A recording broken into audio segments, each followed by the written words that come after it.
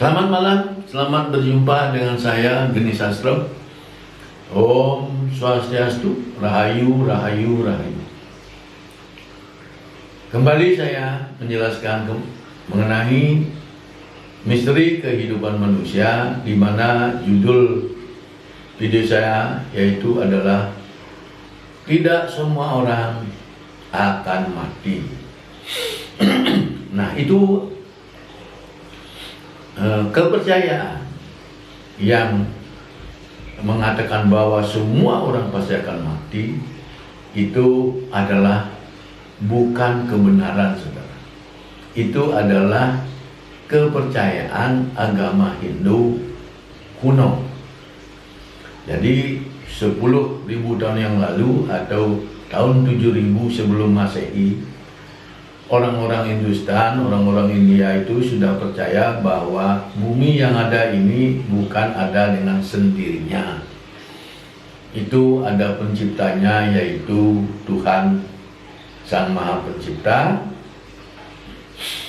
Karena orang-orang pada saat itu belum memiliki dharma dan tidak tahu yoga, tetapi dia yakin bahwa Tuhan itu ada.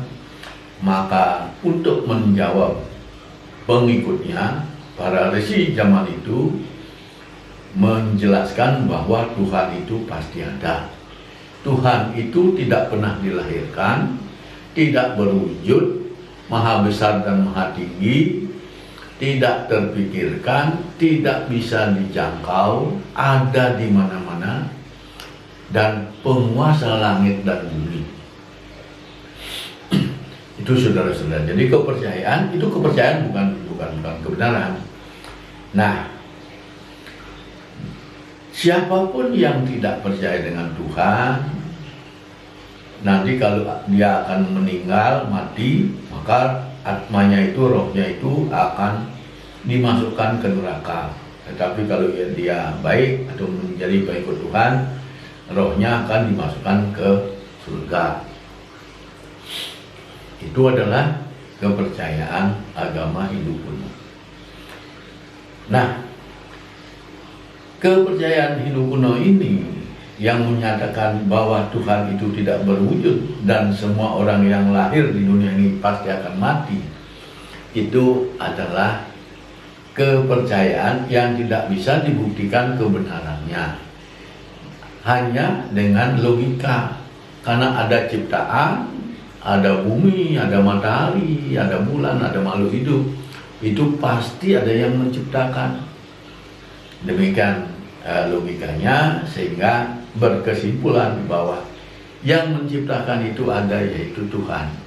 Nah, Tuhan itu yang seperti yang disebutkan tadi, Tuhan yang tidak berwujud, tidak pernah dilahirkan itu, nanti akan bertemu ketika kita mati. Kita mati, roh kita, karena beliaunya juga penguasa surga, neraka, maka nanti ketika kita mati, rohnya akan berjalan. Kalau yang berdosa itu ke neraka, kalau yang tidak berdosa itu, yang menjadi pengikut Tuhan itu ke surga. Itu adalah kepercayaan agama Hindu kuno. Dan ternyata itu salah, saudara-saudara. Siapa yang mengatakan salah? Ya, Tuhan.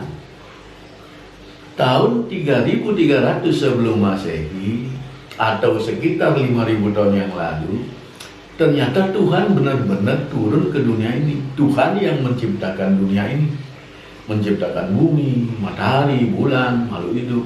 Nah, itu benar-benar Tuhan yang berwujud, bukan tidak berwujud. Tuhan itu benar-benar berwujud. Nah, kalau kita meninggal atau mati, maka itu kata beliau, ini Tuhan ini yang berwujud manusia bernama Krishna ini, kata beliau itu kalau meninggal ya selesai. Rohnya mana? Rohnya itu adalah benda yang sangat kecil sekali, aprameo. Karena saking kecilnya tidak ada yang menyamai dengan yang sama. Itu namanya aprameo, saudara.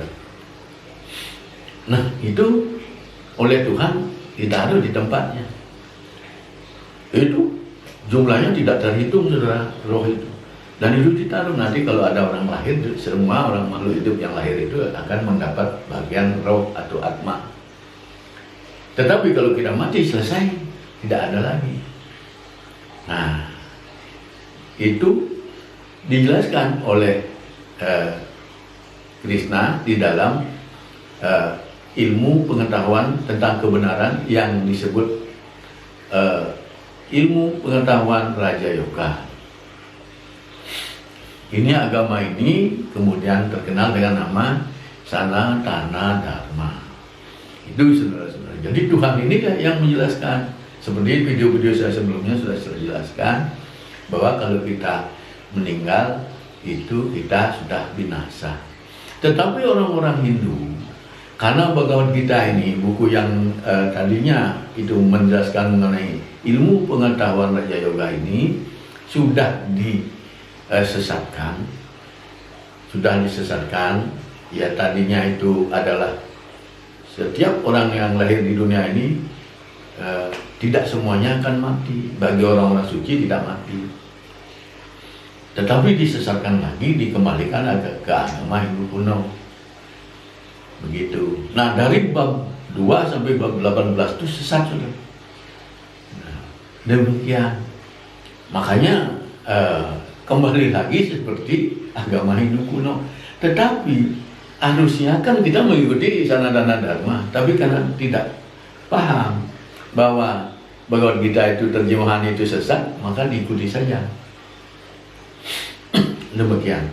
Seperti kan banyak itu orang-orang penceramah agama Hindu mengatakan kalau kita membaca Bhagavad Gita kita akan moksa. Itu tidak ada.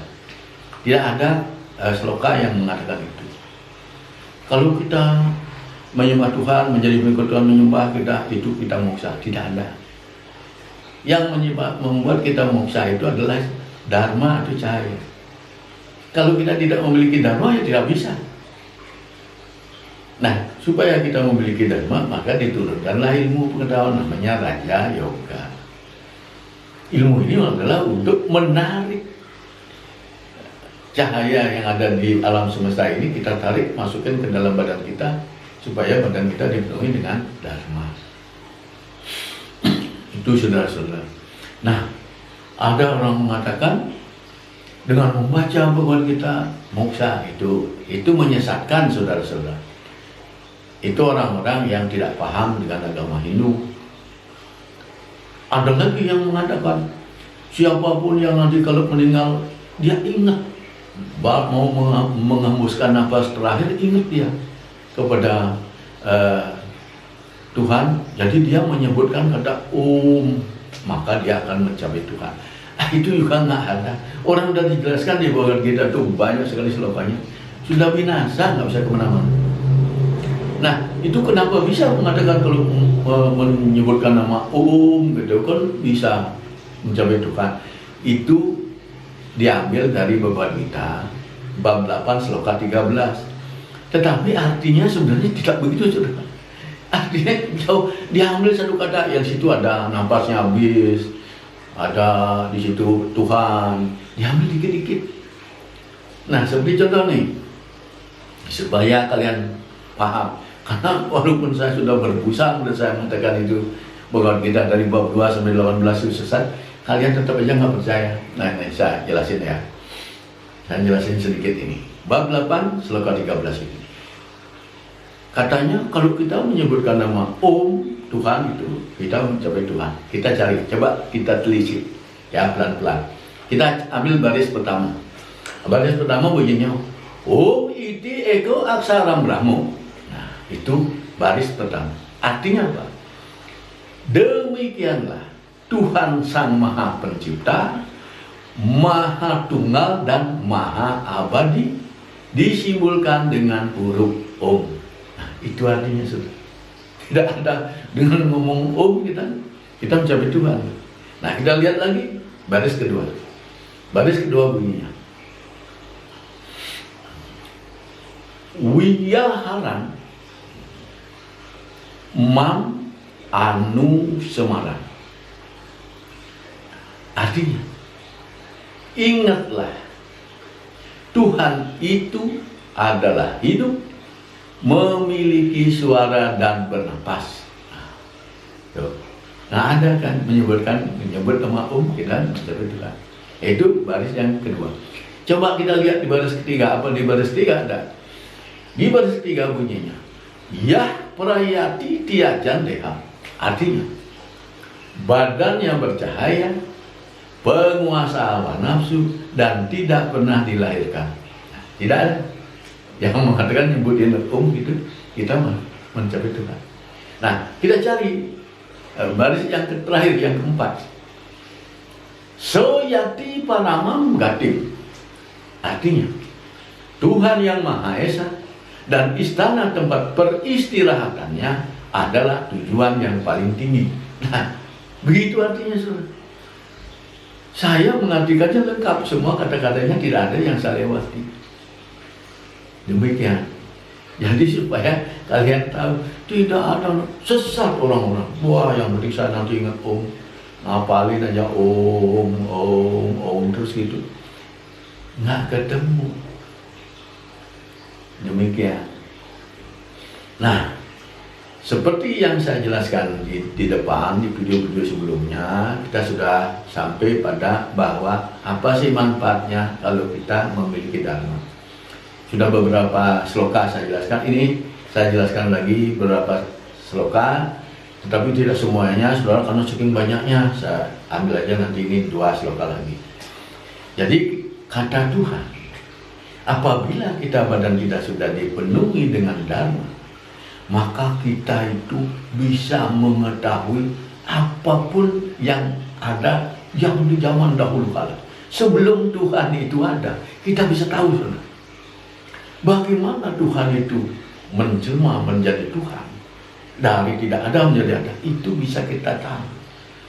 Apa perbuatan Tuhan itu, apa pekerjaannya, itu kita bisa tahu.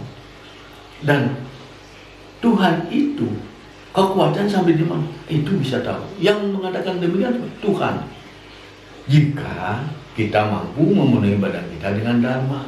Nah, makanya ilmu pengetahuan Raja Yoga ini diturunkan oleh Tuhan, langsung beliau yang turun ke dunia ini membawanya, itu supaya manusia bisa melihat Tuhan, supaya bisa mengetahui segalanya, tidak lagi berada di dalam kegelapan. Nah, ini dijelaskan di dalam Bhagavad Gita bab 4 sloka 9. Krishna bersabda,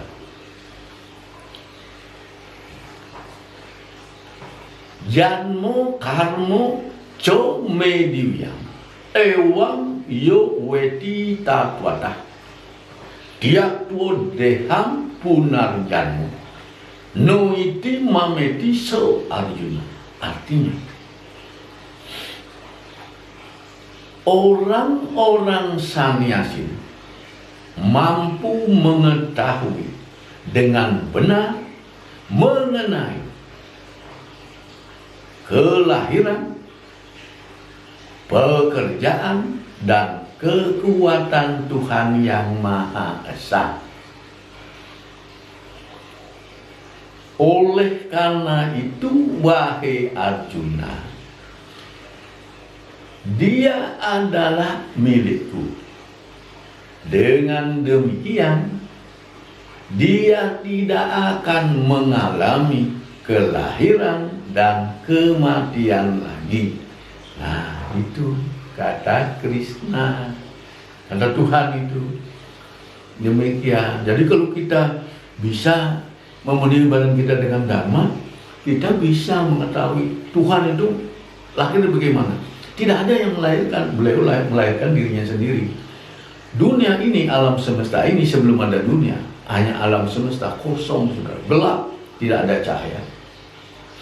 Yang ada hanya energi dan zat alam.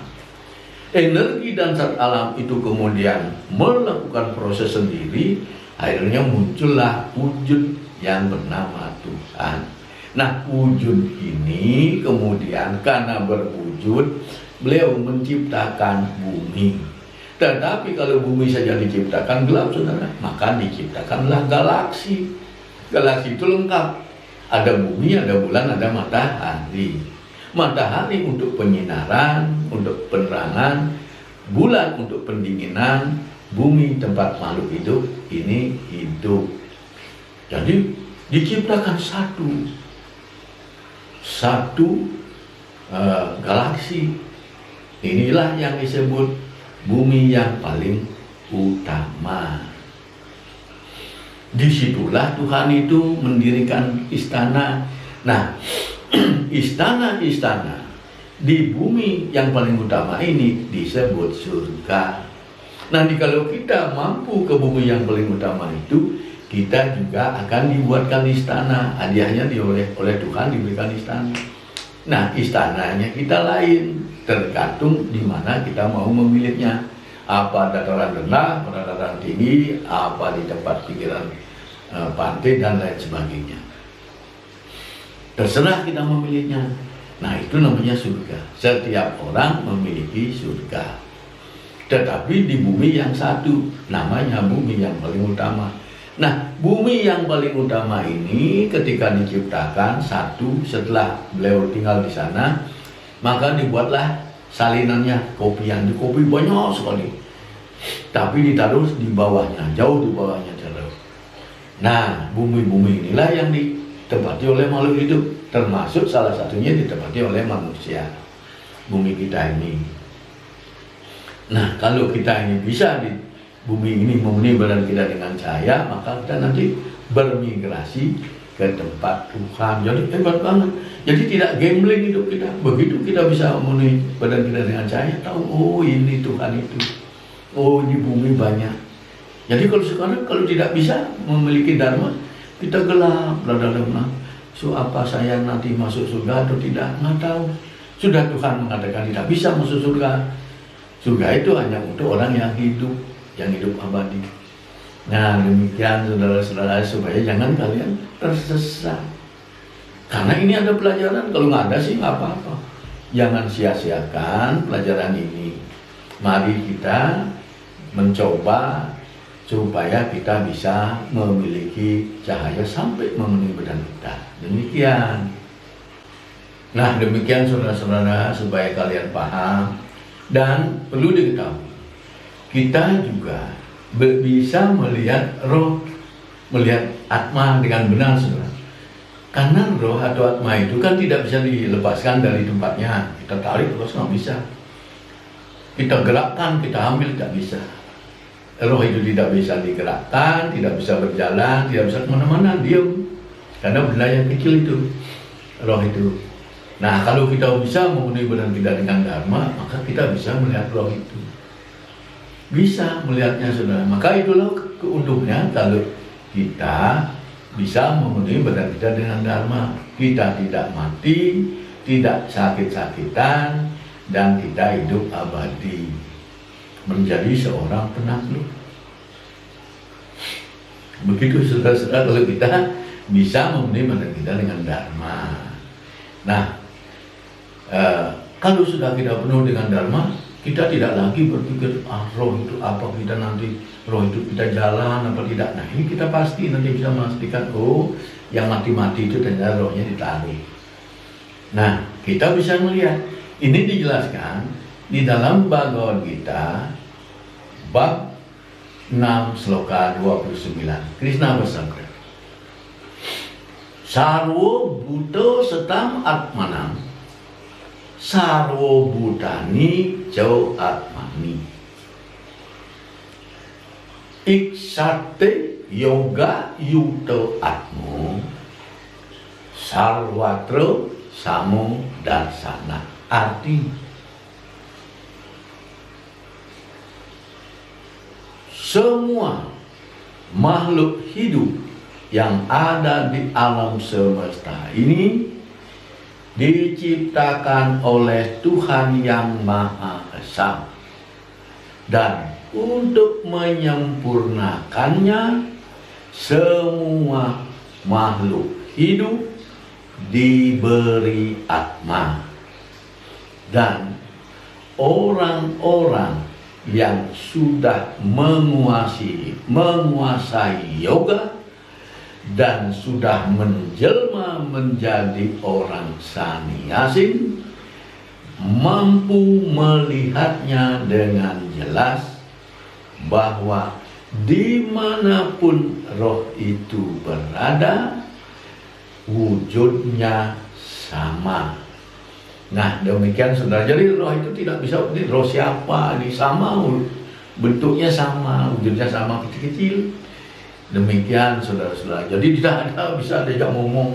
Ada orang bilang, oh ditarik, diajak ngomong, ditanya apa maunya. Tidak ada. Tidak ada saudara. Itu orang ya nyari makan lah saudara. Orang nyari makan bagaimana caranya. Itu kan ada juga yang mengatakan dewa, jadi dewa Krishna, dewa Siwa, ditarik, dibawa ke basuhin badan orang, terus ngomong berbicara. Nah itu apa? Itu bikin konten supaya bisa nyari makan, dapat duit saudara. Itu kebohongan. Karena kalau dia bisa sampai bisa menarik-narik begitu, dia pasti tidak bisa sakit, tidak bisa mati. Nggak bisa mati, nggak bisa sakit saudara. Orang yang sudah bisa mengetahui roh dengan benar. Jadi demikian supaya kalian tidak tertipu. Nah, ini memang sulit saudara. Saya mengajak ke jalan yang benar ini sulit. Kenapa? Karena sudah didoktrin dari kecil. Sudah semua orang di dunia ini, semua bahasa orang mati, mana ada orang tidak mati, kan begitu. Nah, kebetulan sekali ilmu tentang bagaimana supaya tidak mati ini udah disembunyikan dengan cara menyesatkan. Jadi dari bab 2 sampai bab 18 itu kan mengenai bagaimana supaya kita tidak tersesat. Tetapi disesat-sesatkan saudara. Hanya diambil beberapa kata, dibuatkan narasi supaya sama dengan agama Hindu kuno. Karena kalau dengan adanya Bhagavad Gita ini kan tidak bisa lagi menguasai orang, tidak bisa lagi mengaku-ngaku orang suci. Karena di sini orang suci itu kan ada ciri-cirinya, dia tidak bisa sakit. Nah orang suci, ngaku-ngaku suci tetapi sakit gula, kakinya diseret, bengkak, kena asam urat. Nah bagaimana begitu? Demikian saudara-saudara. Jadi, tetapi kalau kita tarik lagi ke agama Hindu kuno, orang suci itu yang mati. Semua juga orang mati kan demikian. Jadi dia tertutup kebohongannya itu. Jadi para Brahmana yang ada di India di zaman dahulu itu, yang diuntungkan dengan adanya Bhagavad Gita ini disembunyikan, yang mereka diuntungkan. Pasti mereka yang bersekongkol untuk membuat narasi yang menyesatkan. Demikian saudara. Dan ini saya bertanggungjawabkan loh saudara-saudara. Jangan kalian anggap encer. Kalau ada yang protes dengan saya, silakan, tetapi kalian harus bisa menerjemahkan Bhagavad Gita dengan benar. Jangan dipotong-potong terjemahan. Seperti tadi dengan kata kita nafas terakhir kita bisa mengucapkan kita mencapai Tuhan. Tidak ada. Itu saya jelaskan nanti. Jauhkan nanti. Demikian. Jadi saya ini memang dengan saya kenapa membuat video begini, padahal ini kan tidak menghasilkan uang buat saya. Itu tidak penting. Karena saya memiliki pekerjaan, karena Tuhan bersabda, siapapun yang ingin mencapai aku, maka tugasnya hanya 2. Mengejar teknologi, artinya supaya kita bisa mencari kehidupan dengan cara mengerjakan sesuatu yang ada di dunia ini. Yang kedua, baru menguasai ilmu pengetahuan Raja Yoga. Nah, itu cukup, nggak usah macam-macam lagi. Nggak usah kita jalan-jalan lagi kemana-mana mencari-cari supaya kita ke surga. Karena Tuhan kan nggak pernah kesini-sini. Tuhan itu hanya turun ke dunia ini baru 2 kali, seperti yang saya katakan di depan di video yang sebelumnya. Tapi baru 2 kali. Dulu turun membawa ilmu pengetahuan yoga ini, memberikannya kepada orang sannyasin yang bernama Wiwaswan, dan yang kedua 5.000 tahun yang lalu memberikan ilmu pengetahuan yoga ini kepada orang sannyasin bernama Arjuna. Kan demikian. Jadi sebenarnya hidup di dunia ini simpel, saudara, nggak usah diberat-beratin. Nah kalau di agama Hindu kuno kita kan kalau ingin moksa kan ke gunung kita bertapa, tidak usah. Karena kalau kita ingin mendapat cahaya, cahaya ada di samping kita, kita tinggal melakukan seradanya, yaitu Raja Yoga itu kan ada 7 seradanya kita lakukan. Dan malamnya kita bersama, di siangnya kita bekerja. Kan demikian. Gampang agama itu. Nah, soal ritual itu kan simbol agama. Kita supaya dikatakan kita percaya Tuhan, berarti kita memiliki ritual-ritual. Nah, itu ritual sesuai dengan sesuai dengan leluhur kita. Kalau saya leluhurnya orang Bali, karena leluhur saya orang Bali, saya ikuti yang namanya Pancoyatnyo. Nah, itu Pancoyatnyo itu cara-cara sembahyang di Bali bagaimana itu, tempatnya itu pura, cara-caranya sudah ada, kita sudah memberikan yatnya, namanya Pancoyat, itu tetap saya ikuti. Tetapi untuk mendapat rohani supaya kita menjadi orang kuat, saya ngikut Raja Yoga. Jadi begitu saudara-saudara, supaya dipahami ya, jangan sampai kita tertipu hidup sekali, hanya sekali ini kita hidup. Jangan berpikir nanti ada reinkarnasi, nggak ada. Nggak ada itu. Makanya baca baik-baik bagian kita itu supaya kalian tahu. Demikian, ini kebenaran, bukan hayalan. Nah, demikian saudara-saudara, yang video yang bagian 8 ini saya cukupkan sampai sini supaya kalian tidak bosan. Nanti saya akan menyambung lagi ke video yang ke-9 sampai tuntas, sampai selesai saya menjelaskan bagaimana cara kita memasukkan dharma ke dalam badan jasmani kita. Untuk itu saya ucapkan terima kasih sudah menonton, dan saya aturkan Pramo Santi. Om Santi Santi Santi Om.